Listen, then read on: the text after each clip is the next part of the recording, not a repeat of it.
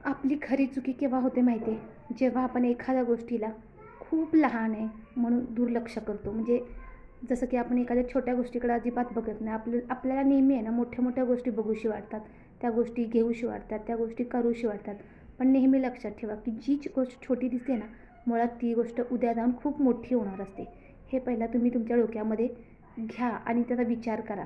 कसं असतं आता छोटी किंवा मोठी गोष्ट ह्याच्याकडे जास्त लक्ष द्यायचं नसतं. ती गोष्ट चांगली आहे की वाईट आहे हे आपण पहिला बघितलं पाहिजे. आणि चांगली आणि वाईट ह्या दोन्ही गोष्टी घेऊन चला. म्हणजे जसं की आता एखादी चांगली गोष्ट आहे, ती छोटीशी आहे. समजा आपण रोज ₹1-1 ठेवतो आहे बाजूला काढून.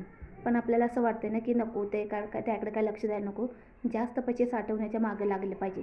पण ते जास्त पैसे आपल्याकडं लगेच साठले जातात का? नाही.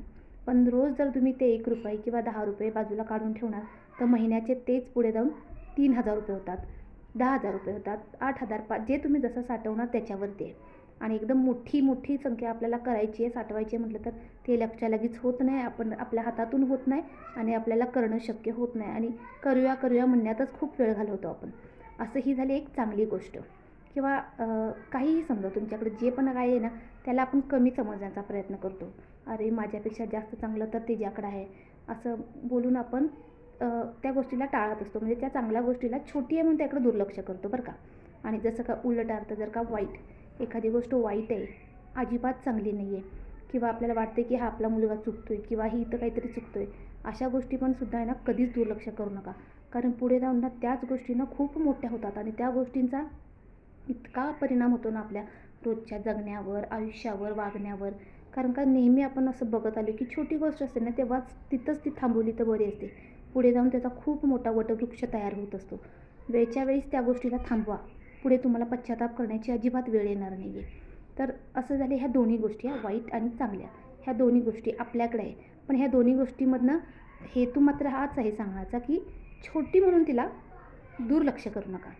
कारण पुढे जाऊन जर का तुम्हाला त्या गोष्टीचा आनंद घ्यायचा आहे, त्या गोष्टीतून दुःख नको आहे, त्या गोष्टीतून तुम्हाला कुठलाच त्रास होता कामा नये ना, तर ती गोष्ट तुम्ही लक्षात ठेवली पाहिजे की छोटी म्हणून चांगली गोष्ट असू दे की वाईट गोष्ट असू दे, अजिबात लक्ष नका देऊ, दुर्लक्ष नका देऊ. लक्ष नका देऊ म्हणजे बोलण्याचा असं होतं की छोटी गोष्ट आहे, चला लक्ष नाही दिलं तरी चालेल, असं करू नका. पुढे जाऊन तुम्हाला खूप उपयोगाला पडणार आहे.